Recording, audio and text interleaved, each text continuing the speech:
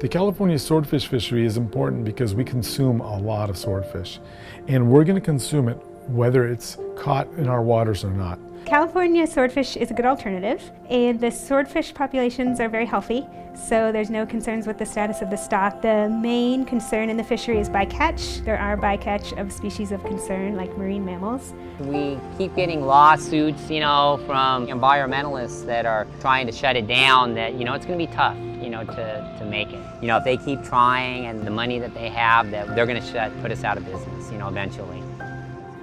If the fishery were to shut down, there would still be a demand in the U.S. for swordfish. And that demand would have to be met from somewhere. And so that would likely be met from, as we've seen, foreign fleets importing swordfish to the U.S. The U.S. regulations are a lot tighter than regulations in most of the rest of the world. So the California drift gillnet fishery and also our Hawaii Project longline fishery in the U.S. that catch swordfish have better regulations and generally much lower rates of bycatch of those species of concern compared to swordfish coming in from other places around the world.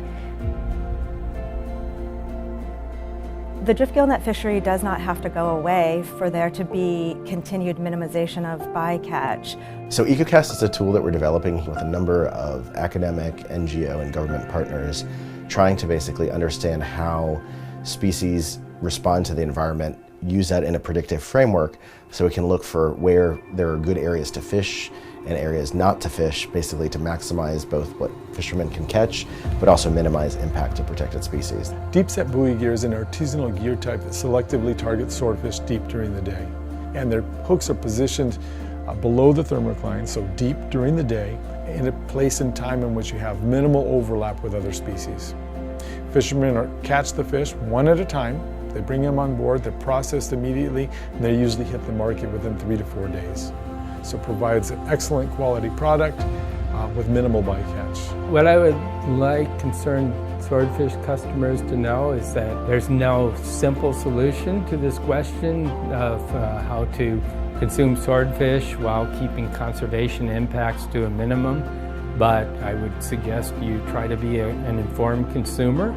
And you should also recognize that if you're not consuming U.S. caught fish, it may be harder to control the environmental impacts of swordfish imported from other countries. So simply closing down U.S. fisheries where the bycatch is perceived to be high may not be the panacea that you were looking for.